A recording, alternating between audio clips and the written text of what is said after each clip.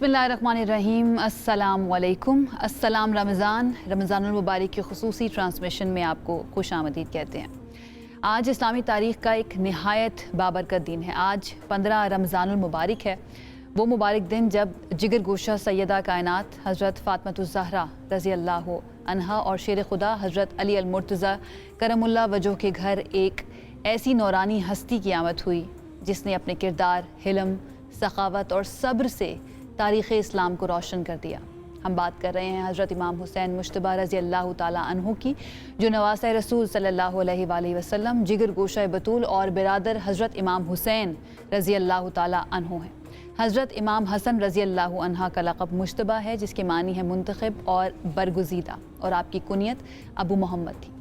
आप वो अजीम शख्सियत हैं जिनसे रसूल अकरम सल्लल्लाहु अलैहि वसल्लम बेपनाह मोहब्बत फरमाते थे। तारीख़ में बेशुमार मौक़े ऐसे मिलते हैं जब हुज़ूर सल्लल्लाहु अलैहि वसल्लम अपने नवासों हज़रत हसन और हज़रत हुसैन रज़ी अल्लाह ताला अन्हु को सीने से लगाते, कंधों पर बिठाते और उनके लिए दुआ फरमाया करते थे। यही वजह है कि रसूल सल्लल्लाहु अलैहि वसल्लम ने इरशाद फरमाया कि हसन और हुसैन जन्नत के नौजवानों के सरदार हैं। हज़रत इमाम हसन रज़ी अल्लाह ताला अन्हु की पूरी ज़िंदगी बुर्दवारी, हिल्म, सब्र और सखाफ़त की एक रोशन मिसाल है। और ये भी कहा जाता है, बहुत सी रिवायात ऐसी मिलती हैं कि उनका चेहरा मुबारक हुज़ूर सल्लल्लाहु अलैहि वसल्लम से बहुत ज़्यादा मुशाबिहत रखता था। मेहमान नवाज़ थे और फ़याज़ी उनकी अरब भर में बहुत ज़्यादा मशहूर थी। ये भी रिवायत है कि आपने अपनी ज़िंदगी में कई मरतबा अपना सारा माल अल्लाह की राह में दे दिया और ज़रूरतमंदों की मदद को हमेशा तरजीह दी। आपका दर हमेशा मोहताजों, मुसाफिरों और साइलों के लिए खुला रहता था। हम सब ये दुआ करते हैं कि हमें अल्लाह ताला अहले बैत की मोहब्बत और उनकी तालीमात पर अमल करने की तौफ़ीक़ अता फ़रमाए। और आज के दिन ख़ास तौर पर दुआ कीजिएगा अहले बैत के लिए, हुज़ूर सल्लल्लाहु अलैहि वसल्लम और उनके अहले ख़ाना के लिए। जनाब, आगे बढ़ते हैं और कुछ बात करते हैं उन मामलात की जो असर हाज़िर से ताल्लुक़ रखते हैं। और हम सब जानते हैं कि इस वक्त इस खित्ते की सूरत हाल ऐसी है कि चारों तरफ जंग के साए मंडला नहीं रहे, बल्कि इस वक्त जंग चल रही है। आज छठा रोज़ है जब ईरान पर अटैक किया गया इजराइल और अमेरिका की जानिब से, और अब लग ऐसा रहा है कि ईरान के जवाब देने के बाद सूरत हाल मज़ीद कशीदा होती जा रही है। ईरान ने यह दावा किया है कि अब तक 500 अमरीकी फ़ौजी हलाक किए जा चुके हैं, जो उनकी तरफ से रिटालिएशन की जा रही है। और Ali Larijani, secretary general Iran की कौमी सलामती काउंसिल ने खबरदार किया है कि सुप्रीम लीडर आयतुल्लाह ख़ामनाई की शहादत पर अमेरिका और इसराइल को भारी कीमत चुकाना पड़ेगी। पासदारानी इनकलाब ने आबनाए हुर्मुज़ में 10 ऑयल टैंकर्स और खलीजी ख़ित्ते में अमरीकी फ़ौजी अहदाफ पर हमले भी किए हैं। और अमेरिका ने ईरान के एक ऐसे बहरी जहाज़ को भी श्रीलंका के पानियों में निशाना बनाया जो कि इस जंग में शामिल नहीं था, बल्कि भारत में एक फ़ौजी मश्क मुकम्मल करके वापस आ रहा था। ईरानी वज़ीर ख़ारजा अब्बास इराक़ची, उन्होंने कहा कि फ्रिगेट दीना भारतीय बहरिया का मेहमान था, जिसमें तकरीबन 130 सेलर्स सवार थे। और अमेरिका ने ईरानी साहिलों से 2000 मील दूर इस फ्रिगेट को निशाना बनाकर जुल्म का इर्तिकाब किया है। और इसमें जितने भी सेलर्स मौजूद थे, ये पूरा ये पूरा जहाज़ जो है वो डूब भी चुका है। इस सारी सूरत हाल के ऊपर हम चाहेंगे और हम कोशिश ये कर रहे हैं कि हर रोज़ किसी न किसी का तज्ज़िया आपके सामने रखिए। आज हमें ज्वाइन किया है मुस्लिम लीग नून के सीनियर रहनुमा हैं खुरम दस्तगीर साहब। उनकी तरफ चलेंगे, उनसे जानेंगे कि इस वक्त जो हमारे पावर कॉरिडोर्स हैं उनके पास क्या इत्तलात हैं, या वो क्या एनालाइज़ कर रहे हैं कि क्या चल रहा है, उसके अंदर क्या सोचा जा रहा है। हम सब जानते हैं प्राइम मिनिस्टर हाउस में एक बहुत इंपॉर्टेंट मीटिंग भी हुई थी पार्लिमानी रहनुमाओं की, उसमें क्या कुछ तय पाया ये जानने की कोशिश करेंगे। And at the same time ये भी समझने की कोशिश करेंगे कि पाकिस्तान का जो इस वक्त स्टांस है वो यही रहना चाहिए या उसके अंदर कुछ तब्दीली भी मुतवक्के है। बहुत शुक्रिया खुरम दस्तगीर साहब हमें ज्वाइन करने के लिए। रमज़ान आपको बहुत बहुत मुबारक हो। सबसे पहले मैं ये चाहूँगी कि आप अपने थॉट्स, अपना एनालिसिस इस सारी जंग की सूरत हाल पर हमारे सामने रखें। और अगर मैं ये पूछ सकूं, क्या हम वाकई वर्ल्ड वॉर 3 में दाखिल हो चुके हैं? आपको क्या लगता है?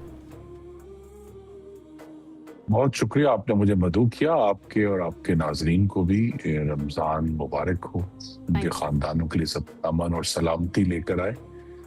वर्ल्ड वॉर 3 तो नहीं है, लेकिन हालात ऐसे पैदा हो गए हैं कि हम प्रैक्टिकली जो पहली जंग अजीम 1914 से 18 में हुई थी, उससे जो पहले के हालात हैं उस तरफ जा रहे हैं, जिसमें कोई बैनुल अक़वामी कानून नहीं है, कोई ऐसी ताकत नहीं है जो बैनुल अक़वामी कानून को मनवा सके, उस पर अमल दरामद करवा सके। और उस पर सबसे बड़ा जो दूसरी जंग अजीम के बाद जो एक जिसे कहते हैं रूल्स बेस्ड ऑर्डर जो अमेरिका की जो है सरबराही में कायम हुआ था, वो अमेरिका खुद उससे पीछे हट गया है। तो वो तमाम इश्यूज जो थे ह्यूमन राइट्स के, वो उनके चीथड़े हो गए हैं। हमने देखा है सबसे ज्यादा गजा के बाद तो मगरबी दुनिया के पास कोई जगह नहीं है कि वो किसी को भी लेक्चर दे सकें इंसानी हकूक के ऊपर। इसी तरह जो है वो इश्यूज कि अगर आप ताकत का इस्तेमाल ही आखिरी कसौटी है आगे बढ़ने की, तो फिर पूरी दुनिया के जो ममालिक हैं वो सब अपने अपने जो उनके इश्यूज होंगे उनको ताकत के जरिए हल करने की कोशिश करेंगे। तो वो जो एक पूरा सिस्टम था जिसके शायद गालिबन सबसे जो कलीदी इदारा था वो अक़वाम मुत्तहिदा था, या जो तजारत के मामले में वर्ल्ड ट्रेड ऑर्गेनाइजेशन था, अब वो सिस्टम जो है वो मुकम्मल तौर पर जो है वो यानी उसका इन्हदाम हो चुका है, वो जमीन में गिर गया है।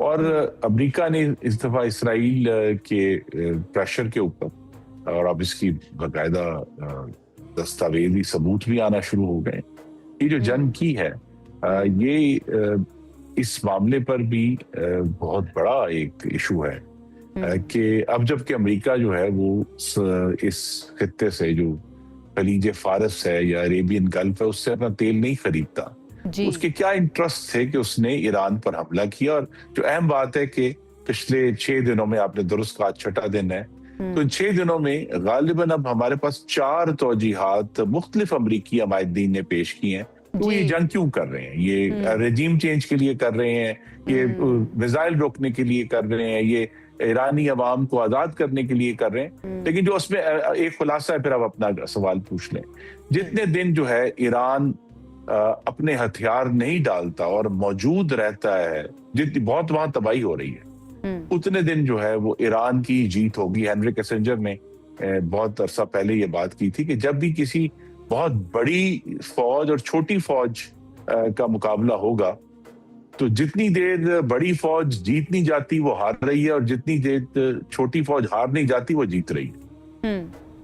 बिल्कुल ठीक है। और यही मेरा सवाल अगला इसी से रिलेटेड भी था कि ईरान की तरफ से अब जो रिटेलिएशन की जा रही है, जो अटैक्स किए जा रहे हैं, ख़ास तौर पर अगर हम खलीजी ममालिक के अंदर देखें, अमरीकी बेसिस को जो निशाना बनाया जा रहा है, आपको क्या लगता है ये स्ट्रेटेजिक प्लान्स हैं उनके, स्ट्रेटेजिकली वो अटैक कर रहे हैं, या फिर इस वक्त आयतुल्लाह ख़ामनेई की शहादत के बाद ये गुस्से में, अगर हम मैं इसको लेमैन्स लैंग्वेज में समझना चाहूँ कि गुस्से में उनकी तरफ से ये रिएक्शन दिया जा रहा है, या फिर ये बाकायदा प्लान था कि अगर कोई ऐसा अटैक होता है तो इन्हीं रियासतों को निशाना बनाना है? जी नहीं, गुस्सा तो बिल्कुल भी नहीं है। उनकी ईरान की एक सोची समझी स्ट्रैटेजी है, और वो स्ट्रैटेजी इन मुल्कों पर अस्करी हमला करना या इन मुल्कों को तबाह करना नहीं है। इन मुल्कों की मईशत को मफलूज करना मकसद है, जिसमें वो कामयाब हो गए। आपके नाजरीन में से बहुत सारे लोग दुबई एयरपोर्ट से गुजरे हैं, दोहा से गुजरे हैं, अबू धाबी से गुजरे हैं, कि वो उनके जो एयरपोर्ट्स हैं, उनकी जो बंदरगाहें हैं, वो उनकी शाहरगें हैं उन ममालिक की।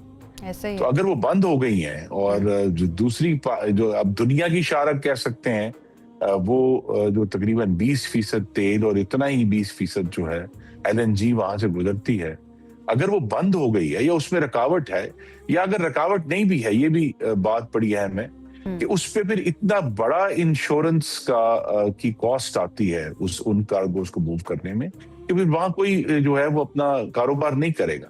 तो ईरान की ये सोची समझी स्ट्रैटेजी है कि इन ममालिक पर एक्चुअली हमला आवर नहीं हो रहा, वो सिर्फ उनको मुआशी तौर पर मफलूज कर रहा है, और जितनी वो मुआशी कॉस्ट उनके ऊपर लगाएगा इन ममालिक के ऊपर, वो उसकी स्ट्रैटेजी ये है कि ये ममालिक अमेरिका के ऊपर ये दबाव डालेंगे कि आपने इसराइल के कहने पे जंग शुरू तो कर दी है, लेकिन ये हमारे लिए मुआशी तौर पर नाकाबिले बर्दाश्त है, इसका कोई हल ढूंढे। अच्छा खुर्रम साहब, वेस्टर्न मीडिया जो है वो ये भी अब रिपोर्ट कर रहा है कि एक तरफ तो हमें पता है कि स्ट्राइक्स की गई अमेरिका इसराइल की तरफ से, दूसरी तरफ बूट्स ऑन ग्राउंड की भी बात की जा रही है और ये पॉसिबल नहीं है कि अमेरिका की तरफ से ही अमेरिकी फ़ौजी यहाँ पर आए, प्रॉक्सीज़ का इस्तेमाल किया जा सकता है। CNN या वॉशिंगटन पोस्ट जो है उनकी तरफ से ये रिपोर्ट किया जा रहा है कि इस वक्त वाइट हाउस में ये बातें भी चल रही हैं। आपको लगता है कि ईरान में मौजूद कुर्दिश जो कौम मौजूद है या इराक़ में मौजूद कुर्दिश कौम मौजूद है, जिनको पहले भी इस्तेमाल किया जा चुका है अमेरिका की तरफ से कई जंगों के दौरान, वो एक मरतबा फिर से इनके हाथ में खेल सकते हैं ईरान में अपराइजिंग के लिए? जी, एलियनोर रोजवेल्ट ने कहा था कि आपकी मर्जी के बगैर आपको कोई बेवकूफ नहीं बना सकता। अमेरिका ने खास तौर पे इराक में जब दाइश या जिसे हम इस्लामिक स्टेट कहते हैं उसका दरअंदाजी हुई, तो उनको काउंटर करने के लिए, अपनी फौजें ना उतारने के लिए इराक के जो कुर्द थे उनको बहुत बाकायदा हथियार दिए गए, ट्रेनिंग दिए गए। और अब भी उन्हीं को वो इस्तेमाल करना चाहते हैं, जिसमें वो फिर तुर्की के कुर्दों को भी इस्तेमाल करेंगे, ईरान के जो है शुमाल में वहां भी कुर्द मौजूद हैं। अब वो जो कहना है उनके हाथों में खेलना नहीं है, उनको लालच ये दिया जा रहा है कि हम कुर्दिस्तान के नाम से एक नई रियासत, अमेरिका ये लालच दे रहा है कि हम कुर्दिस्तान के नाम से एक नई रियासत कायम करेंगे जो एसेंशली ईरान, इराक और तुर्की के जो कुर्दिश इलाके हैं उनको मिलाकर उस पर मुश्तमिल होगी। तो इसीलिए अभी ये जो मगरबी अखबार लिख रहे हैं, गालिब इम्कान यही है कि अमेरिका जो है अपने फौजी वहां नहीं उतारेगा, यानी उनके American boots on the ground नहीं होंगे, वो कुर्दिश को इस्तेमाल करेंगे अपने मकासद के लिए। लेकिन अभी ये बहुत ही एक मुबहम बात है कि क्या कुर्दिश जो हैं वो, देखिए ईरान एक बहुत बड़ा मुल्क है और उसकी 9.25 करोड़ की आबादी है, तो ये इसके ऊपर जो है एक मलेशिया फोर्स के जरिए कब्जा करना, चाहे आप जितनी मर्जी बॉम्बिंग कर लें। देखिए ये जो 7 वाला मुल्क है शाम, 12 साल लगे खाना जंगी के कि वहां रजीम चेंज हो सके, तो इतना आसान नहीं है। और ईरान तो जो है वो शाम से भी बहुत बड़ा मुल्क है, बहुत बड़ी आबादी का मुल्क है। और एक बात जो हम सब शायद कम भूलते हैं कि 2 लिहाज से ईरान की जो सोसाइटी है उसके अंदर एक बड़ी ताकत है। एक तो ऑफ कोर्स जो आपने जिक्र किया, इसलिए जरूरी है इसको लाना बीच में, कि हजरत इमाम हुसैन की जो शहादत थी जी, वो उस मुल्क के कल्चर के अंदर है, शहादत और कुर्बानी। तो एक तो वो उनको एक ताकत देती है, दूसरा ये कि ईरान कई हजार साल पुरानी एक कदीम सकाफत भी है, सिविलाइजेशन, तो वो भी उनको एक तकवीत देती है। तो ईरान पे जिस तरह वो ठीक है कि वो अमेरिका के पास इतने हथियार हैं कि वो तेहरान को मलियामेट कर देगा, या जिस तरह गजा को किया है, लेकिन ईरान पे मुस्तकिल कब्जा जो है वो तकरीबन नामुमकिन है।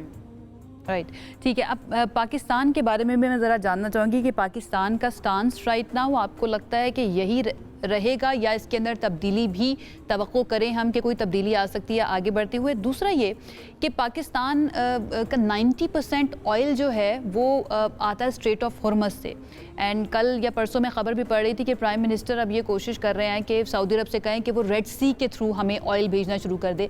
तो अगर ये जंग लंबी चलती है, मज़ीद इसके अंदर हम देखते हैं कि ये लंबी हो जाती है, तो फिर आपको क्या लगता है कि पाकिस्तान की इकॉनमी के अंदर क्या तब्दीलियां आ सकती हैं या कितना ज़्यादा सफ़र करना पड़ सकता है हमें? जी, अभी तक तो पाकिस्तान की इकोनॉमी पे जो असर आना है वो सप्लाई से ज्यादा कीमत का आना है। पाकिस्तान के फॉरेन एक्सचेंज रिजर्व्स आपको पता है हमेशा एक हमारे लिए मुश्किल सूरत हाल पैदा करते हैं जी। हैरान कुन तौर पे जो है वो तेल की कीमत $80 के करीब रही है, ऊपर नहीं गई। लोगों का ख्याल था 100 क्रॉस करेगी, 120 तक जाएगी, वो नहीं हुई। तो लिहाजा कहीं ना कहीं से सप्लाई जो है वो एंटर हो रही है। तो पाकिस्तान के लिए ये तो एक कंफर्ट लेवल है कि अभी तेल की कीमतों में वो इजाफा नहीं हुआ जो हमारी मईशत को हिट करना शुरू करेगी। सप्लाई का इशू है और सऊदी अरब ने जो वजीरे हमारे पेट्रोलियम है वो सऊदी सफीर से मिले भी हैं, बकौल उनके उन्होंने यकीन दहानी कराई है कि जो सऊदी अरब का ऑयल टर्मिनल याम्बो है उनका जो रेड सी के ऊपर, उसके जरिए वो पाकिस्तान को सप्लाई करेंगे। तो जी। पाकिस्तान को ज्यादा जो आई थिंक फिक्र है वो ये है कि तेल की कीमत नहीं बढ़नी चाहिए, इसका असर हमारी मुश्त पर ना हो।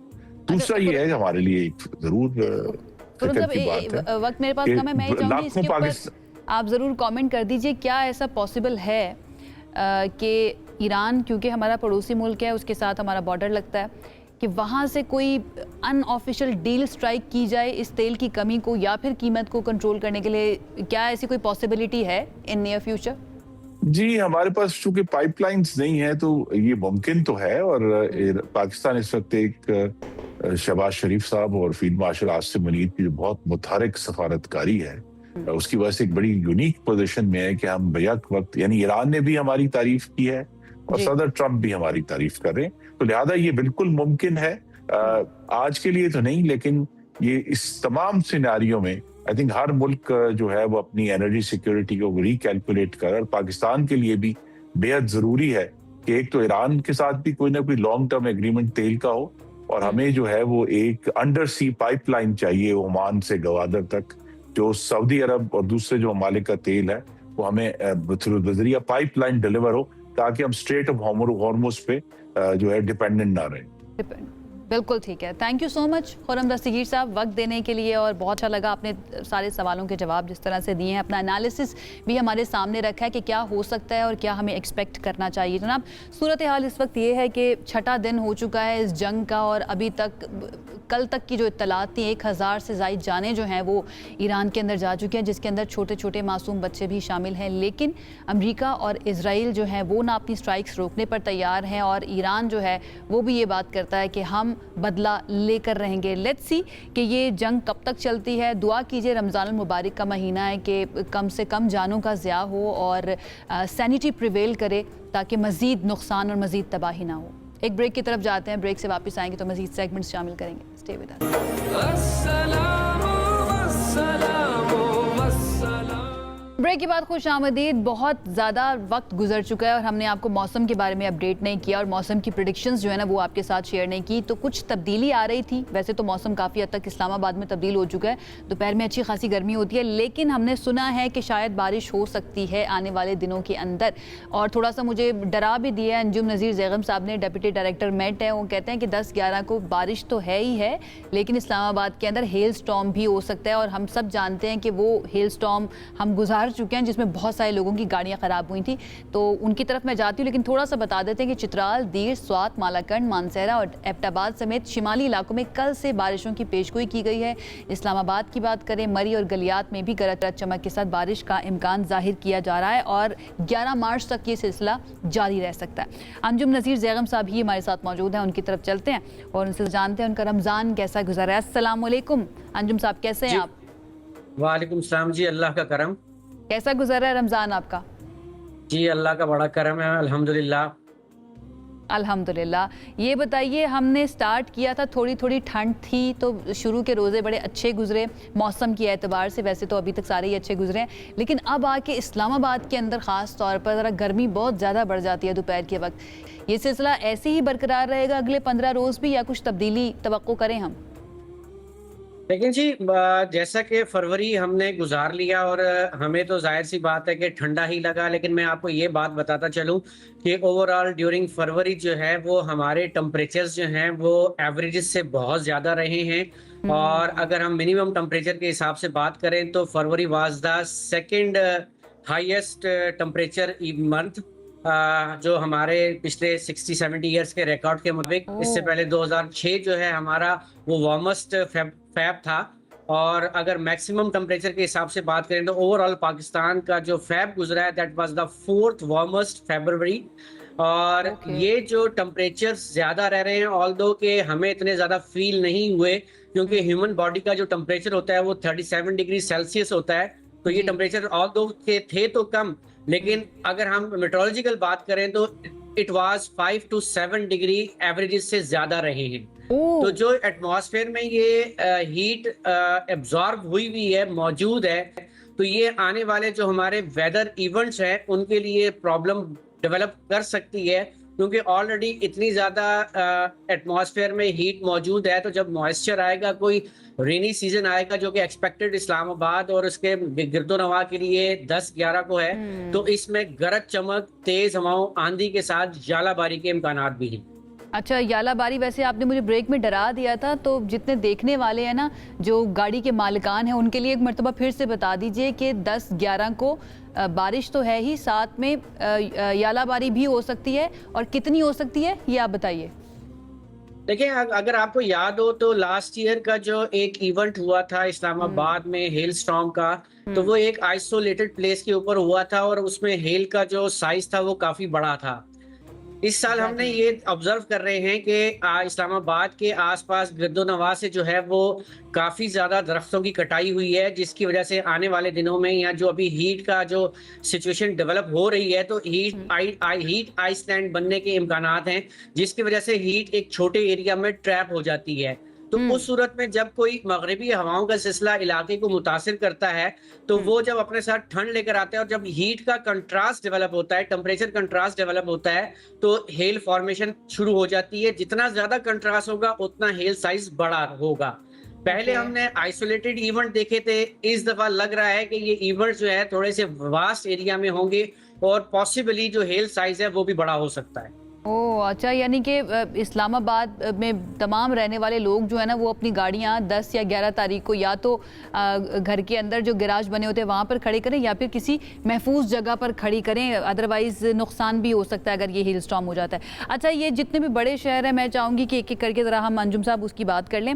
लाहौर का अगर हम जिक्र करें, लाहौर में बारिश मुतवक्के है और कब कब है, किन तारीखों को? ठीक है, अगर हम फिल वक्त 15 मार्च तक की बात करते हैं, तो 15 मार्च तक जो है वो 2 सिलसिले आएंगे, जैसा कि आपने बताया। एक सिलसिला जो है वो तो 6 तारीख से कल से स्टार्ट हो जाएगा।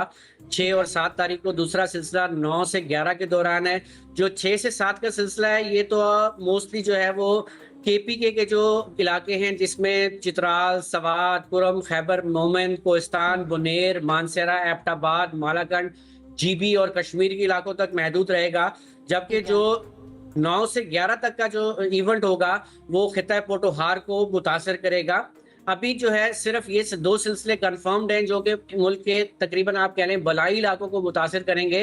ताहम मार्च के आखिरी 10 डेज में एक सिलसिला और आने की तवक्को है, जो कि वस्ती पंजाब, जनूबी पंजाब या सिंध के कुछ इलाकों को भी मुतासर कर सकेगा। ठीक है, यानी कि हम ये लाहौर वाली साइड जो है, सेंट्रल पंजाब वाली साइड, वहाँ पर तो हम बारिश की तवक्को ना रखें। मौसम थोड़ा बेहतर हो सकता है, थोड़ा ठंडा हो सकता है वहाँ पर, या नहीं? नहीं, देखें, अभी जो बारिशें हो रही हैं ये ट्रांजिशन पीरियड की बारिश होती है। ट्रांजिशन पीरियड में जो है वो बारिश के बाद आपको शायद एक दिन के लिए तो मौसम में कुछ चेंज नजर आ सकता है, लेकिन ये प्रोलॉन्ग नहीं होता। अब ऑफ कोर्स सी बात है कि तकरीबन मार्च का अब आगे चल जा रहा है और मार्च में हम तवक्को कर रहे हैं कि जो हमारे ओवरऑल जो टेम्परेचर्स हैं वो मामूल से ज्यादा रहने वाले हैं, तकरीबन 5 से 7 डिग्री। और जबकि जो हमारे इंतहाई बालाई इलाके हैं, जिसमें GB, KP और कश्मीर के इलाके हैं, वहां पर शायद 8 या 9 डिग्री जो है वो औसत से टेम्परेचर ज्यादा रहेगा। तो ये जो सिचुएशन है ये उन इलाकों में जो आपका मेल्टिंग रेट है उसको बढ़ाएगा। फिर जो ग्लोव के इवेंट है, जो ग्लेशियर्स की झीलें बनती हैं, उनके फटने का अमल तेज होना शुरू हो जाएगा। तो इस पे ये होगा कि आपका जो रन ऑफ है दरियाओं में वो बढ़ना शुरू हो जाएगा। ठीक है। अच्छा अंजुम साहब, ईद हमारी कैसी रहेगी? ठंडी रहेगी? मीठी तो हमें पता है होगी, लेकिन ठंडी हो सकती है या बारिश वगैरह हो सकती है, या फिर वो भी ड्राई ही स्पेल गुजरेगा? होपफुली जो है ईद हमारी जो है वो तकरीबन 20-21 तारीख को नजर आ रही है। तो उस दौरान तो यही लग रहा है कि फिल वक्त तक के ड्राई स्पेल होगा, क्योंकि वेट स्पेल उसके बाद तवक्को होगी 23 या 24 तारीख से। तो ईद तो ये है कि अभी तक के मुताबिक तो खुश्क ही नजर आ रही है। ताहम बलाई इलाकों में बारिश हो सकती है, लेकिन मोस्टली जो है अब गर्म ही होगी ईद। गर्म ही होगी, बिल्कुल ठीक है। बहुत शुक्रिया अंजुम नज़ीर ज़ैगम साहब हमारे साथ मौजूद थे, डेप्यूटी डायरेक्टर मेट, और मौसम के बारे में बता दिया, तैयारी कर लीजिए जनाब, बारिशें हो सकती हैं और उन्होंने बता भी दिया कि कौन कौन से एरियाज़ में। वैसे ये बालाई इलाकों की तरफ जो है वो ज़्यादा खैबर पख्तूनख्वा और इस्लामाबाद के अंदर भी हो सकती है। स्पेशली 10 और 11 तारीख जो है ना, उसको मार्क कर लीजिए अपने कैलेंडर के ऊपर कि आपने अपनी गाड़ी बाहर खड़ी करके नहीं सोना या बाहर खड़ी नहीं करनी, अदरवाइज़ आपका नुकसान हो सकता है यालाबारी की वजह से।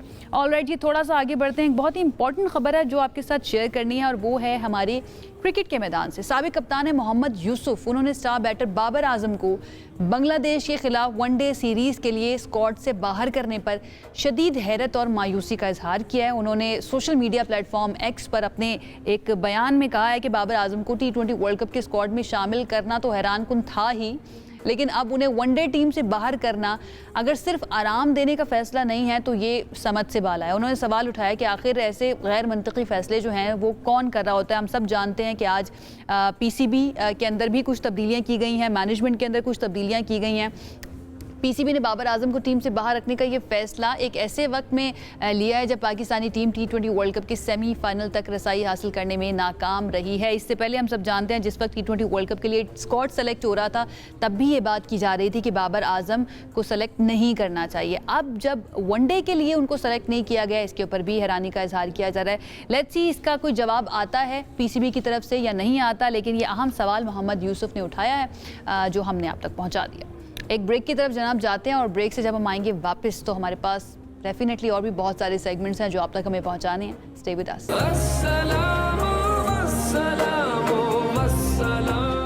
लज़्ज़त रमज़ान में आपको खुशामदीद कहते हैं। आपको पता है कि रिदा आफ्ताब हमारे साथ हमारी शेफ़ मौजूद होती हैं जो हमें कराची से ज्वाइन करती हैं और हर रोज़ नए नए और मज़े मज़े के खाने बनाना सिखाती हैं। और समटाइम्स कुछ इस तरह के खाने होते हैं जो बहुत ईजी टू मेक होते हैं, बच्चों के लिए बड़े मज़े के होते हैं। और बच्चे समटाइम्स आपको पता है कि बहुत पिकी ईटर्स होते हैं, और जब तक उनको बहुत ज़्यादा अपील ना करे, एस्थेटिकली खाना देखने में अच्छा ना लगे, उनको ना उसकी खुशबू अच्छी ना आ रही हो या उसकी डिफरेंट तरह की शेप्स ना बनी हो, तब तक वो खाते नहीं हैं। और पेरेंट्स जो हैं वो या माएँ जो हैं वो बहुत परेशान रहती हैं। तो रिदा की ख़ास बात यह है वो इस तरह की रेसिपीज़ लेकर आती हैं जो कि लगती तो बहुत सिंपल हैं, एट द सेम टाइम जहाँ तक हमें पता है क्योंकि हमने टेस्ट नहीं किया, वो कराची में होती हैं, खाने में भी बहुत मज़े की होते हैं। इससे पहले उन्होंने हमें लाहौर की कुछ डिशेस बनाना सिखाई थी। आज मैंने सुना है, कंफर्म हमें रिदा ही करेंगी, सुना है कि कराची की कोई स्पेशलिटी बनने जा रही है, कोई स्नैक बनने जा रहा है रिदा के किचन में।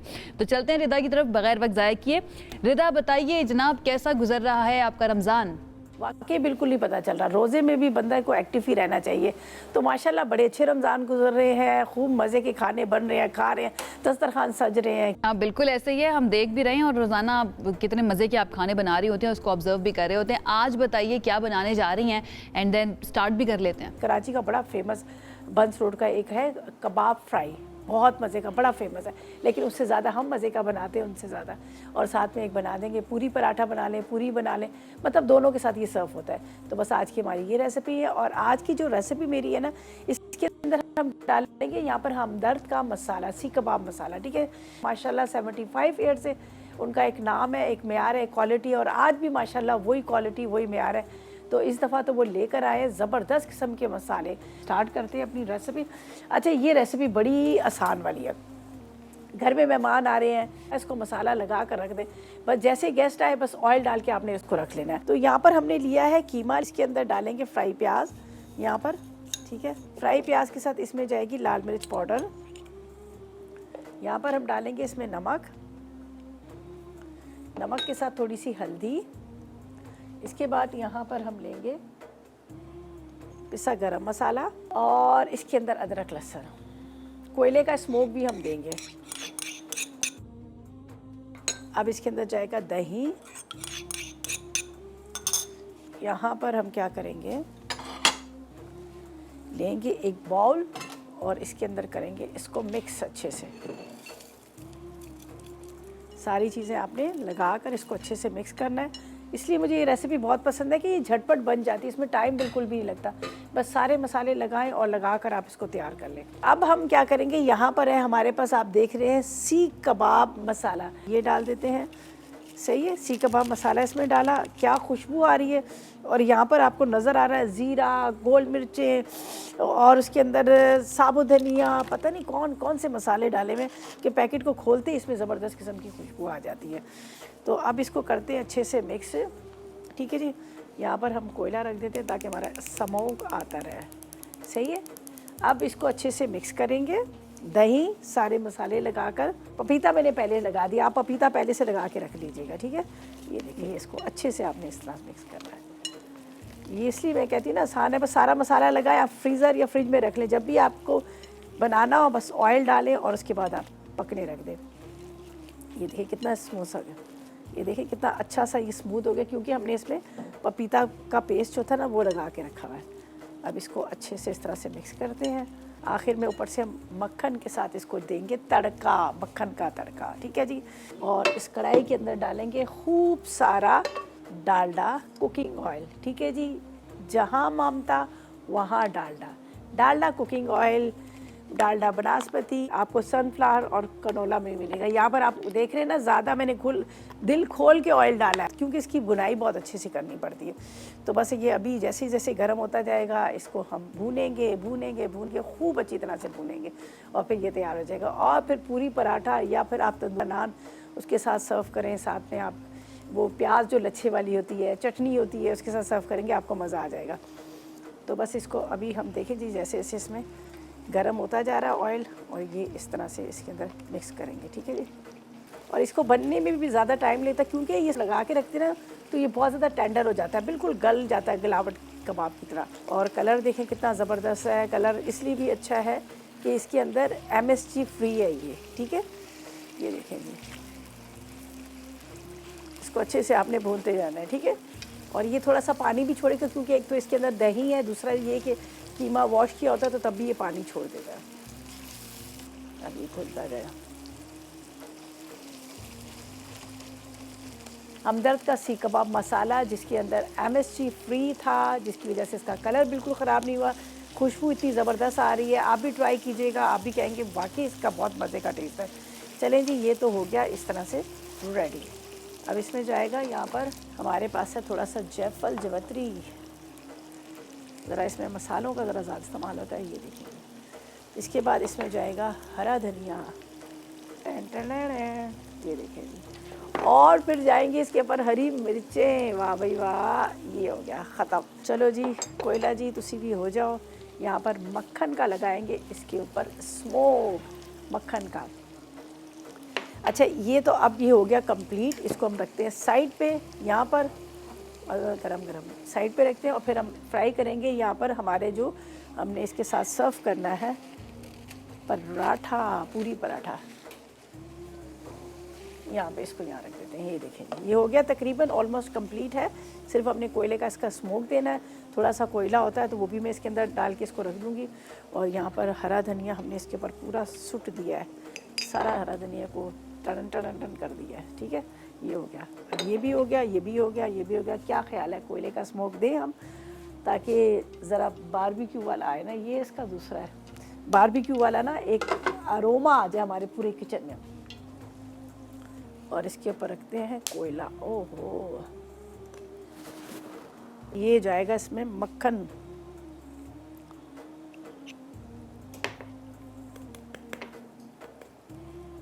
चल भाई चल, क्या मसला है तेरा। बाकी जाएगा इसके ऊपर। धुआं भाग नहीं जा। अब हमने जिन को पकड़ लिया, अब इसको कैद कर लिया। अब हम इससे बहुत सारे काम कराएंगे। ठीक है जी। अच्छा, अब सेकंड रेसिपी की तरफ ही चलते हैं। एक तो होगी, तो यहाँ पर हम फ्राई करेंगे। हमारे पास है डालडा कुकिंग ऑयल, जहाँ मामता वहाँ डालडा, डालडा बनास्पति और डालडा कनोला ऑयल और डालडा सनफ्लावर। चले जी, ये डालते हैं।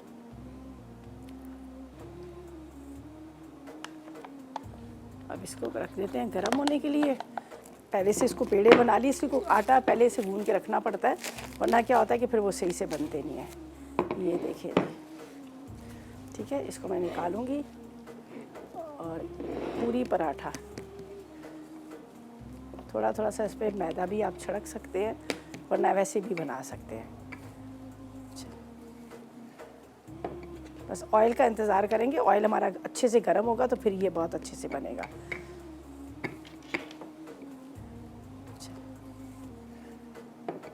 चलें जी, इसका तो हम बाहर निकालते हैं इसको और निकालते हैं यहाँ पर मज़ेदार किस्म का फ्राई कीमा कबाब। ये देखें जी, क्या मज़ेदार किस्म का ये रेडी हो चुका है। बस इसको अब आपने निकालना है और गरम गरम पूरी पराठे के साथ आप सर्व करें। मैं इसमें चम्मच देख रही थी कि बड़ा मिल जाए तो ज़्यादा अच्छा, लेकिन यहाँ पर सब बराबर बराबर है। ये देखें जी, ये इसको निकालते हैं यहाँ पर। कोयले की स्मोक की वजह से तो इसका और भी टेस्ट मज़ेदार हो जाता है। ये मैंने कहा था ना, वो एक्स्ट्रा ऑयल भी निकालेंगे तो ये खुद साइड पे आ जाएगा सारा। खुशबू इतनी ज़बरदस्त आ रही है और रंगत आप खुद देख सकते हैं, बेहतरीन किस्म की। चलिए, ये इस तरह से इसको नीचे रख देते हैं। बस इंतज़ार करते हैं थोड़ा सा ही गर्म हो जाए और इसको भी हटा देते हैं। अच्छा, एक अनियन इसके ऊपर रिंग वाला हो तो बड़ी अच्छी बात है। हमने वॉश करके वैसे रखा हुआ है, इसको हम छील लेते हैं।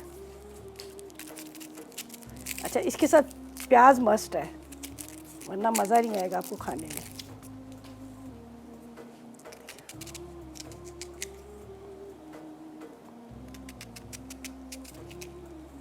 चलिए, ये काफ़ी हो गया। अभी लग रहा है ना इसका सही से मेकअप हो गया प्याज के साथ। चलें जी, मुक गया, ऑयल गर्म हो गया। बिस्मिल्लाहिर्रहमानिर्रहीम। इसको थोड़ा सा इधर करेंगे और इसको थोड़ा सा कम करेंगे। अब हमारे इसको थोड़ा आप उन्हें इस तरह कर लेना, वरना ये फूल जाएगा पूरा। बिस्मिल्लाहिर्रहमानिर्रहीम। ये देखिए जी, ये हो गया हमारा पूरी पराठा और इसको हम फ्राई कर रहे हैं। यहाँ पर हमारे पास है डालडा कुकिंग ऑयल। सही ट्राई कीजिएगा, आप भी, मज़ा आ जाएगा आपको। ये देखिए जी, ओहो, क्या बेहतरीन किस्म का पूरी पराठा रेडी हो गया। ये देखिए जी, इसकी रंगत देखें। वजह सारी क्या है कि हमने यहाँ पर लिया है डालडा कुकिंग ऑयल। क्या ज़बरदस्त हमारा क्रिस्पी कड़क सा पूरी पराठा भी रेडी हो गया। इसको करते हैं बंद और यहाँ पर सारी चीज़ें यहाँ पर रख देते हैं। ठीक है, इसको बीच में से कट करेंगे। ये देखें जी, सॉफ्ट वाला, कड़क वाला वो नहीं है, ये अच्छा सॉफ्ट वाला पूरी पराठा रेडी हो गया। अब इसको हम इधर से इधर करेंगे, इसको इधर से इधर करेंगे और इसको हम फेंक देंगे। ठीक है,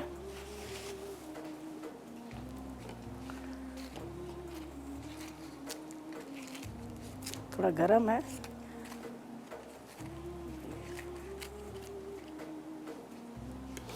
ये थी आज की रेसिपीज़, मज़ेदार सा। यहाँ पर ही मैं वहीं रख देती हूँ ताकि आपको यहाँ से नज़र आए। ये देखिए, अरे वाह भाई, बंस रोड के कबाब फ्राई वो हमने कुछ ट्राई किए हुए हैं जब मैं कराची में रही थी, और उनको देखना और बनाना, वो भी इतने आसान तरीके से बन सकते हैं भाई, ये तो कमाल कर दिया रिदा ने आज।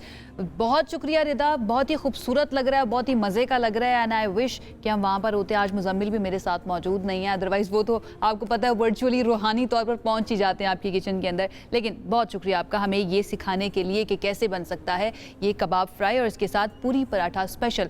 जनाब, इंजॉय कर रहे हैं ना आप नए नए खाने जो आपको रिदा बनाना सिखा रही हैं, और कितनी आसानी के साथ वो तमाम चीज़ें जो आपकी किचन में मौजूद होती हैं उनको आप मुख्तलिफ़ तरीके से इस्तेमाल करके मुख्तलिफ़ रेसिपीज़ के साथ अपने दस्तरखान के अंदर जो है ना डिफरेंट तरह की कुजीन्स को ऐड कर सकते हैं। All thanks to Rida Aftab.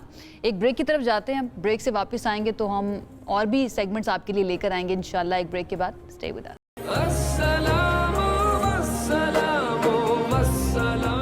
जनाब, ब्रेक के बाद आपको खुश आमदीद कहते हैं। बहुत अहम सेगमेंट है, ऐसा सेगमेंट जिसमें हम मुश्किल बातें या फिर मुश्किल एहसासात जो है ना उनको समझने की कोशिश करते हैं मासूम सवालों के साथ। शाह हुसैन हमारे साथ मौजूद होते हैं जो सवाल लेकर जाते हैं डॉक्टर खुर्रम इलाही की तरफ, और डॉक्टर खुर्रम इलाही शाह हुसैन को इस तरह से समझाते हैं कि हम भी समझ जाते हैं, देखने वाले भी समझ जाते हैं। आज का टॉपिक बहुत ही इंटरेस्टिंग है, जहाँ तक मुझे पता है, बाकी तो डेफिनेटली शाह हुसैन ही सवाल रखेंगे।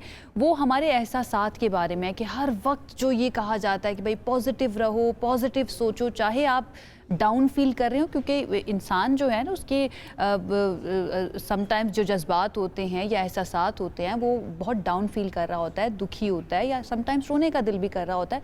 लेकिन सोसाइटी का प्रेशर ऐसा होता है कि कहते हैं कि हर वक्त आपने अच्छा अच्छा सोचना है, हर वक्त आपने एक स्माइली फेस जो है ना वो पुटअप करके रखना है। तो ये कितना ज़्यादा मुश्किल है और कितना अननेचुरल है, ये आज समझने की हम कोशिश करेंगे शाह हुसैन और डॉक्टर खुर्रम इलाही से। Over to you Shah. अस्सलाम Ramzan, thank you Muzammil uncle, Ayesha aunty. मेरा नाम है शाह हुसैन और आज मैं और डॉक्टर खुर्रम फिर आपके साथ एक और बहुत इंटरेस्टिंग टॉपिक के साथ आए हैं। और मुझे खुश होना बहुत पसंद है, तो मेरे दिमाग में चल रहा था कि कैसे हो सकता है कि मेरे पास सिर्फ खुशी हो, कोई सैडनेस ना हो, कोई एंग्रीनेस ना हो। तो मैंने ये जार लिया और मैंने ये किया। अब सारे मेरे बुरे इमोशंस इस जार के अंदर है और सारी खुशी अब मेरे दिमाग के अंदर है, इसलिए मैं बहुत खुश हूँ। देखा मैं कितना खुश हूँ। अब हम डॉक्टर खुर्रम की तरफ जाते हैं। अस्सलाम वालेकुम डॉक्टर खुर्रम, मैं बहुत खुश हूँ। वालेकुम अस्सलाम शाह हुसैन। लेकिन ये असली खुशी नहीं है, इसे हम इमोशनल बॉटलिंग कहते हैं। हमारी शख्सियत गम, अफसोस, यासियत, खौफ सब चीज़ों से मिलके बनती है। इस तरह तो खुशी आपके लिए बोझ बन जाएगी। अच्छा, अगर आप सारे टाइम मुस्कुराओ, ज़रा स्माइल करो लंबी सी, अब मुस्कुराते रहो, तो आपके यहाँ से मसल्स थक जाएंगे। अल्लाह ताला ने हमें आंखें दी हैं जहाँ से हम ऐसे बाहर भी देखते हैं और आंसू भी बहते हैं। हम जब उदास होते हैं हमारा चेहरा लटक जाता है, चेहरा लटकाओ ज़रा, कोशिश करो, हाँ, ताकि आप इंजॉय कर सको ज़िंदगी को फुली। देखो, जो ये खुशी आप कह रहे हो कि मुझे कभी गम ना मिले, मुझे कभी अफसोस ना हो, मुझे कभी आंसू ना आए, ये तो बहुत टॉक्सिक पॉजिटिविटी है, इसको हम कहते हैं टॉक्सिक पॉजिटिविटी। तो आज हम इसी के ऊपर थोड़ी बात कर लेते हैं। यूं तो हम हर पॉजिटिविटी हर लम्हे खुश रहने का दबाव जो सबसे ज्यादा पैदा हो रहा है सोशल मीडिया की वजह से। कैसे? क्योंकि वहाँ हर आदमी खुश है। सिर्फ क्योंकि आप ओल्ड है, आपको सोशल मीडिया यूज नहीं करना आता, इसका ये तो नहीं मतलब मैं बहुत ज्यादा यूज करता हूँ कभी कभी। देखो, हर आदमी वहाँ खुश है, और मुझे बताओ कोई सैड फिल्टर होता है? नहीं। सारे हैप्पीनेस फिल्टर, सारे शाइनिंग फिल्टर, सारे फिल्टर जिसमें स्टार्स और वाओ लाइफ साथ है, तो ये तो मुकम्मल ज़िंदगी नहीं है। अल्लाह ताला इवन हमें कुरान में बताते हैं मैं तुम्हें आजमाऊंगा। हज़रत याकूब अलैहिस्सलाम की ज़िंदगी देखो, हज़रत यूसुफ अलैहिस्सलाम की ज़िंदगी देखो, हज़रत यूनुस अलैहिस्सलाम की ज़िंदगी देखो। गम हमें बुलंदी पर, मोहम्मद की ज़िंदगी भी देख लें, सल्लल्लाहु अलैहि वसल्लम, गम हमें बुलंदी पर लेकर आते हैं। मुझे आज एक शेर, आप लोगों की वो एज किंग है समझे आदमी, मीन आपकी जनरेशन के पोइट वो आजकल मशहूर हो रहे हैं, जॉन एलिया, तो वो बड़ी प्यारी बात कहते हैं। वो कहते हैं कि दवा दो पर ये बतला दो मुझे आराम तो नहीं होगा, मुझे दवाई दे दो पर ये ना बताना कि आराम हो जाएगा। क्यों? क्योंकि जितना मैं आराम में जाऊंगा उतना मैं आगे नहीं जा पाऊंगा। नामुमकिन बात है। मूवीज या हीरोज को भी देखा हो तो अगर दो लोगों की फाइट हो रही हो तो जिसमें उसमें अच्छा बंदा होता है, अगर वो आराम से फाइट जीत रहा हो तो फिर वो अच्छी तरह कभी लड़ेगा नहीं। जब उसे दर्द होएगा, जब उसे वो महसूस होएगा, तभी वो अच्छी तरह लड़ेगा। Exactly. So life Truman show नहीं है जिसमें Truman show is a movie है, या जिसमें फेक हैप्पीनेस है, हर वक्त हंसते रहो हंसते रहो हंसते रहो, और हकीकत में आप अंदर से बहुत ज्यादा उदास हो, गमगीन हो। मगर ये ट्रूली इसके बारे में तो नहीं है।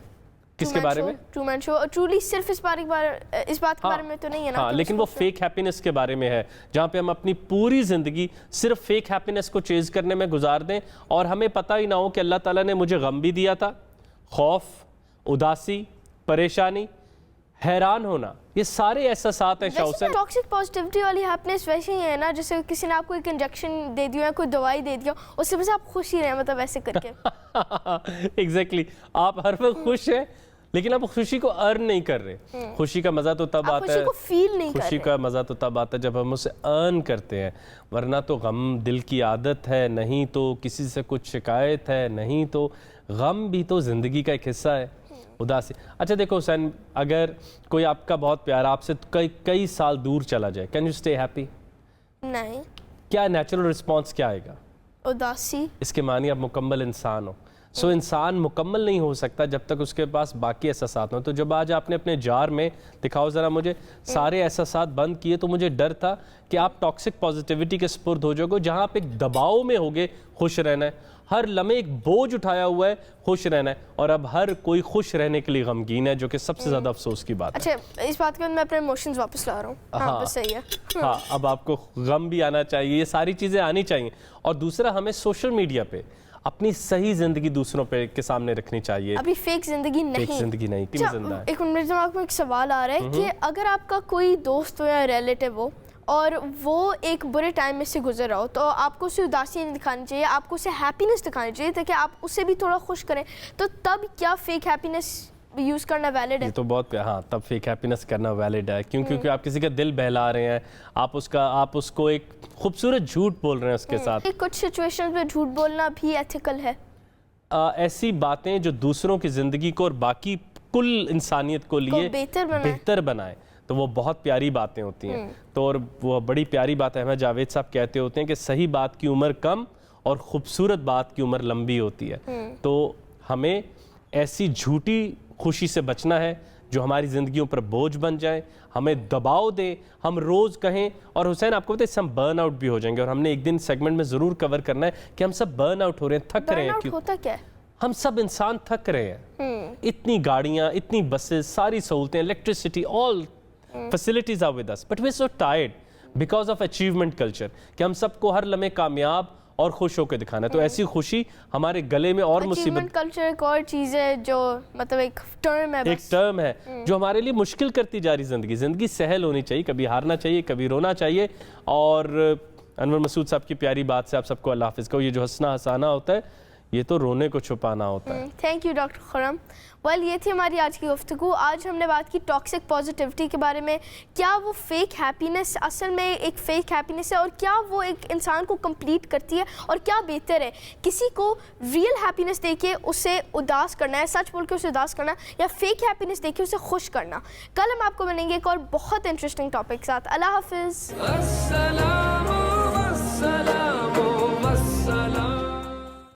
ब्रेक के बाद आपको खुशामदीद कहते हैं। रमज़ान ज़बरदस्त अंदाज में चल रहा है, इबादत जो हैं कोशिश कर रहे हैं, हम भी, एंड आई एम श्योर आप लोग भी कोशिश कर रहे होंगे कि ज़्यादा से ज़्यादा उसके अंदर खुशू खुजू आए, और अल्लाह ताला हमारी जितनी भी इबादत हैं उनको कबूल फरमाए। ऐसे में जो रोज़े का एसेंस है, जो रोज़े का जौहर है, कि आपने अपनी भूख को भूल जाना है, अल्लाह ताला की रज़ा की खातिर आपने सोचना ही नहीं है उसके बारे में।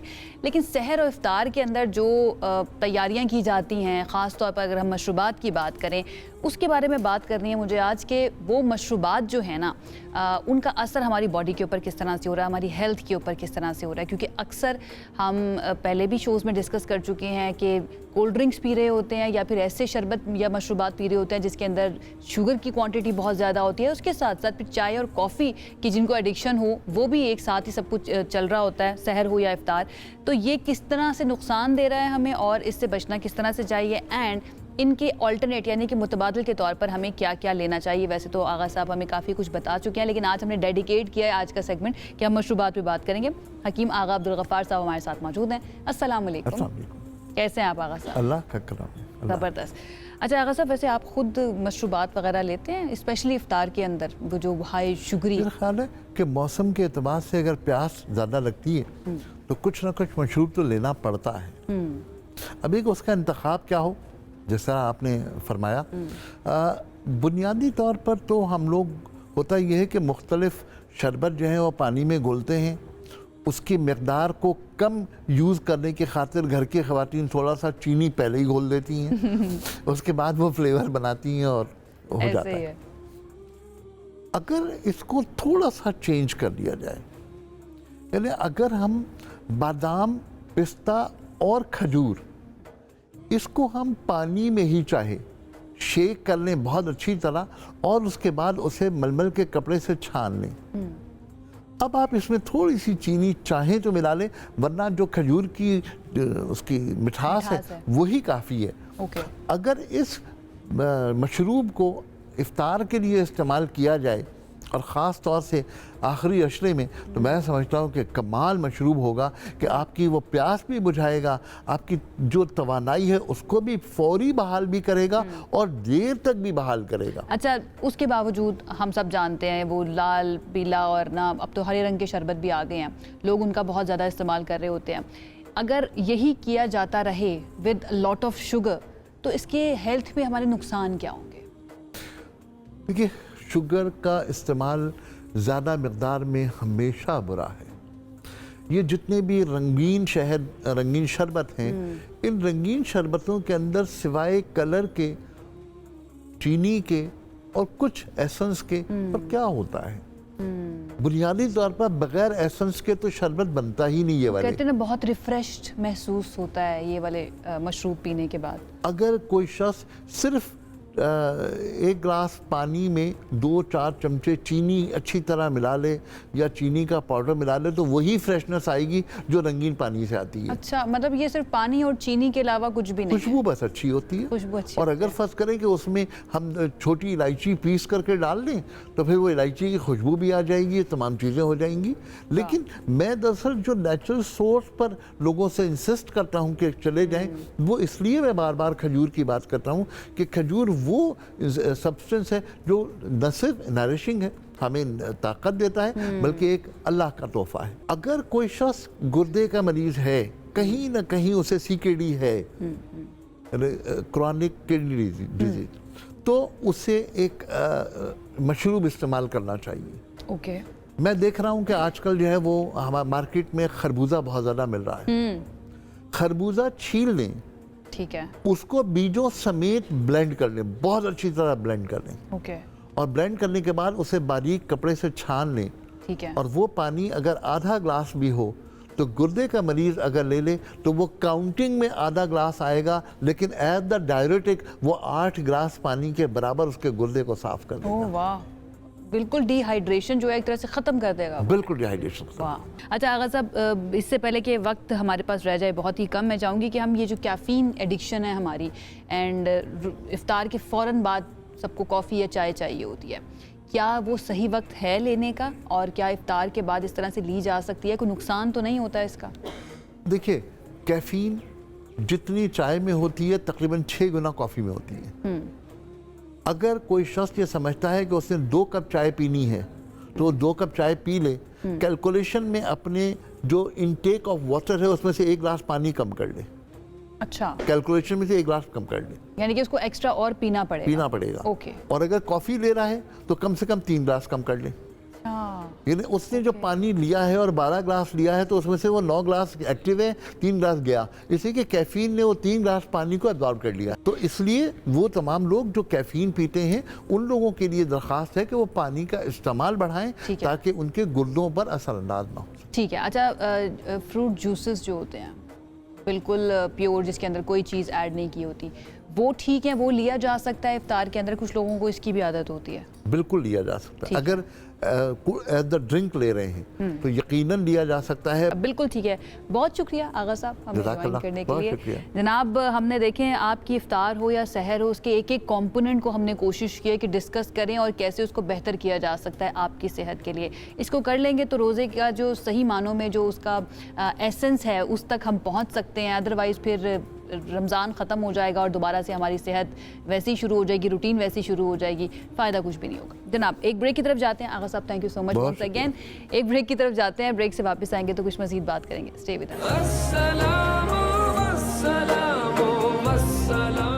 फबिअय्यि आलाइ रब्बिकुमा तुकज़्ज़िबान। कुरान मजीद बयान का मोज़ा है, इसके लफ्ज़ तासीर रखते हैं और अल्लाह ताला की तरफ से एक अजीम तोहफ़ा है इंसानों के लिए, जो सरचश्मा हिदायत तो है ही, लेकिन उसके साथ साथ इसके अल्फाज में ऐसी तासीर है जिसने अब तक कई मरीज़ जो हैं उनको सेहत दी है। ऐसे डॉक्टर आज हमारे साथ मौजूद हैं जो सूरह रहमान से बड़े बड़े अमराज का इलाज करते हैं और उनका मानना है कि सूरह रहमान में हर बीमारी का इलाज पोशीदा है, चाहे वो कैंसर हो, एड्स जैसे ही मरज़ क्यों ना हो। हमारे साथ इस वक्त मौजूद हैं डॉक्टर जावेद साहब। उनकी तरफ चलते हैं और उनसे ज़रा जानते हैं कि किस तरह से आगाज़ हुआ और अब तक कितने मरीज़ों का इलाज वो कर चुके हैं सूरह रहमान से। बहुत शुक्रिया डॉक्टर साहब हमें ज्वाइन करने के लिए।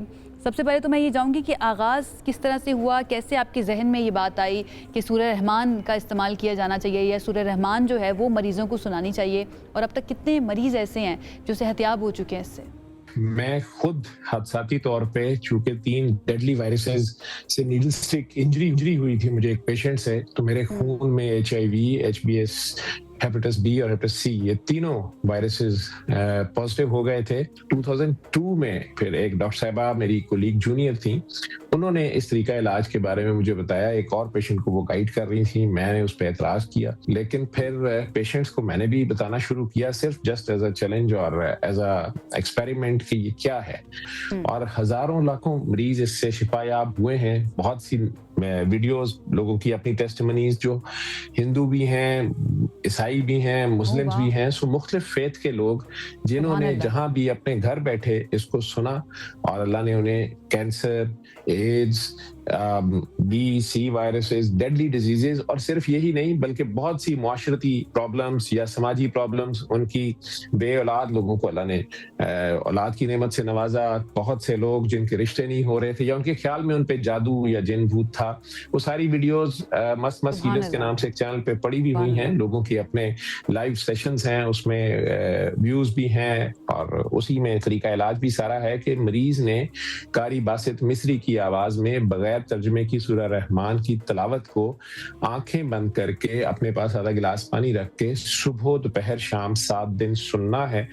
और हर बार सुनने के बाद फिर वो आंखें खोलें, वो पानी लें, दोबारा आंखें बंद करें और अपने दिल में जितने प्यार से 3 बार अल्लाह अल्लाह अल्लाह या जिस नाम से भी वो अपने बनाने वाले को पुकारते हैं, अगर वो उस नाम से पुकारना चाहें तो गॉड गॉड गॉड कह लें, और उस पानी को 3 सांसों में फिर पी जाएं, उसके बाद आंखें खोल लें। ये एक हफ्ता क्या बात है, सुभान अल्लाह। ये मुझे सुनकर ज़्यादा हैरानी हुई है कि सिर्फ मुसलमान नहीं बल्कि हिंदू या ईसाई भी इस तरीका इलाज से फ़ायदा उठा चुके हैं।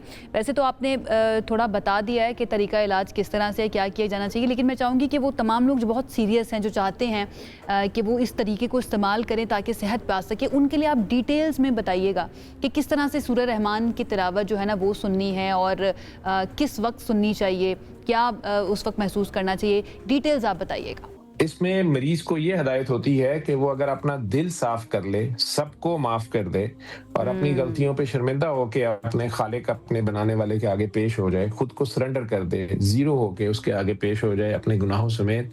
वो गुनाहगारों को माफ करता है, लौट आने वालों से बहुत प्यार करता है, तौबा करने वाले से बहुत प्यारे हैं, वो उनसे बहुत प्यार करता है। तो आप भी प्यार करें और अपने आप से तो कम से कम प्यार करें, अपने आप को पहचानें, अपने आप से प्यार करें, अपनी जानों पे जुल्म ना करें।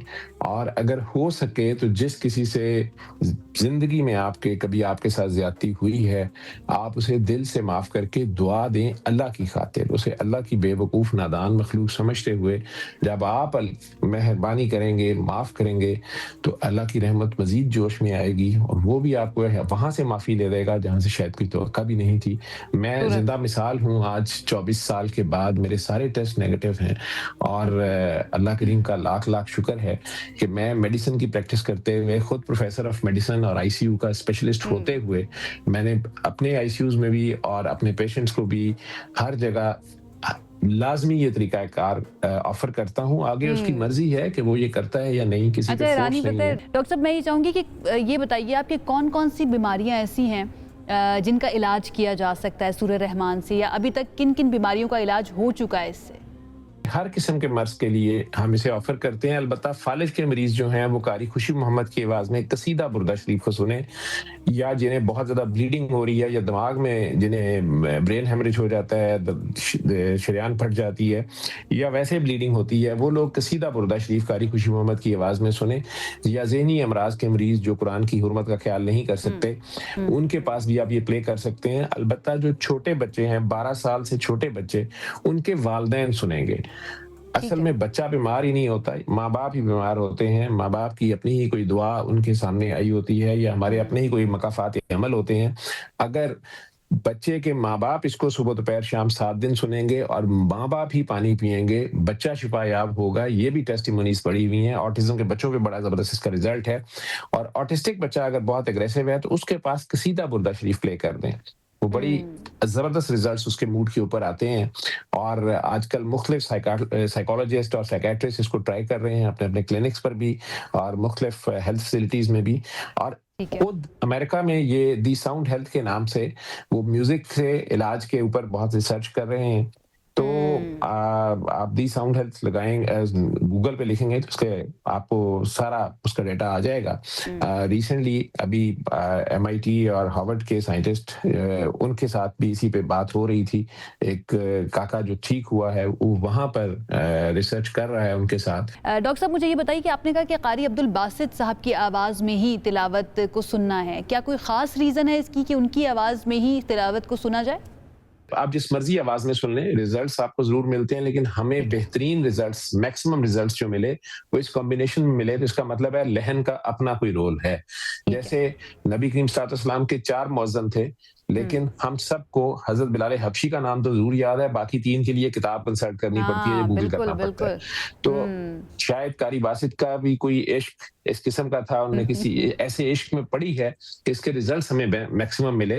तो एक यूनिफॉर्मिटी रखने के लिए रिसर्च में हम सभी को वही नाम बताते हैं। हम ये कह सकते हैं कि ये जो तासीर है ये कलाम के साथ साथ जो पढ़ने वाला है उसके ज़ौक़, उसके शौक़, उसका जो एक तरह से एहसास है जो वो महसूस कर रहा है, उससे भी बहुत ज़्यादा मुतासिर होकर आप तक पहुंचती है। बिल्कुल ठीक है। डॉक्टर साहब, सूरह रहमान की अगर हम बात करें, हम सब जानते हैं अल्लाह ताला ने सूरह रहमान में जगह जगह अपनी नेमतें गिनवाई हैं और बार बार पूछा है कि और तुम अपने रब की कौन कौन सी नेमतों को झुटलाओगे। तो ऐसी क्या खासियत रखी है अल्लाह ताला ने, आपने क्या समझा, आपकी क्या अंडरस्टैंडिंग है कि सूरह रहमान में ऐसी क्या खासियत है जिससे मरीज सेहतयाब हो जाते हैं? नहीं, सूरह रहमान नहीं, कुरान का हर्फ हर्फ शिफा है। लेकिन शायद जब हम फंसे हुए होते हैं, ये दौर ऐसा जा रहा है कि हमें एहसास गुनाह तक नहीं होता, और ये उस फकीर की अपनी रम्ज है।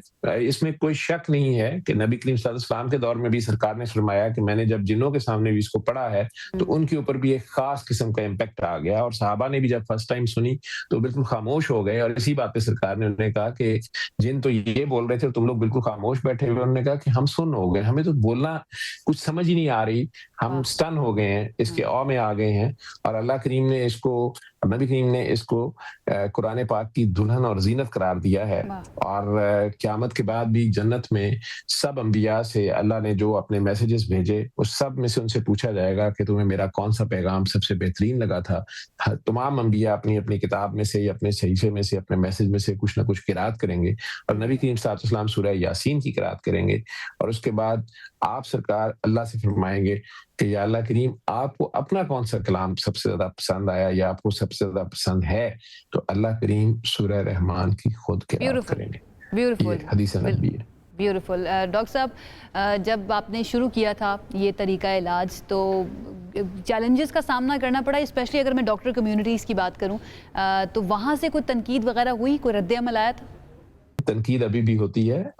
लोग जब ज्यादा सोचते नहीं है तो वो इसे मज़ाहिया अंदाज में दम दरूद और दकियानुसी बातें या पुरानी बातें बहुत से लोग इस पे करते हैं। लेकिन अब जब वेस्ट से या अमेरिका से रिसर्च आ जाएगी कि साउंड हीलिंग है और साउंड से हीलिंग हो रही है, म्यूजिक से हीलिंग हो रही है, या सूरह रहमान के भी अब तो पेपर्स आना शुरू हो गए हैं, तो फिर सारे इसको मानना शुरू कर देंगे। स्पेशली जब इसे कमर्शलाइज कुछ लोग कर देंगे, कोई खास मीडियम बना लिया जाएगा, इतनी डोज इतने पे दी जाएगी। और डॉक्टर साहब, जब इस तरह की जब भी बातें मैं सुनती हूँ ना, तो सिर्फ ये लगता है कि शायद हम कॉम्प्लेक्स्ड हैं। अभी तक वो जो जहनी गुलामी है ना, वो हमारी गई नहीं है कि जो रिसर्चेस यहाँ पर हो रही हैं, जो मोजज़ात यहाँ पर नज़र आ रहे हैं, उनको नहीं मानना। लेकिन हाँ, उधर वेस्ट से कुछ रिसर्च आ जाएगी, किसी साइंसदान की तरफ से कोई बयान आ जाएगा, तो फौरी तौर पर उसको मान लेना है। बहुत शुक्रिया आपका डॉक्टर जावेद हमें ज्वाइन करने के लिए। और जनाब, इस सारे सेगमेंट के अख्ताम पर मैं यही कह सकती हूँ कि और तुम अपने रब की कौन कौन सी नेमतों को झुटलाओगे। वो अगर आपको बीमारी देता है तो इसके साथ साथ शिफा के लिए भी उसने कई तरीके रखे हुए हैं, और उनमें से एक सबसे बेहतरीन तरीका जो है वो कलाम परवरदिगार है। सूरह रहमान की तिलावत अगर आप सुनेंगे तो अल्लाह ताला इंशाअल्लाह आपको शिफा देगा। इस उम्मीद के साथ कि आपके रमज़ान जो है, आपके रोज़े बहुत अच्छे गुजर रहे हैं, आपकी इबादत बहुत अच्छी चल रही हैं, मुझे इजाज़त दीजिए। इंशाअल्लाह आपसे मुलाकात करेंगे कल। मेरा को एंकर भी मुझे ज्वाइन कर लेगा। तब तक अपना बहुत ख्याल रखिए। अल्लाह हाफिज़।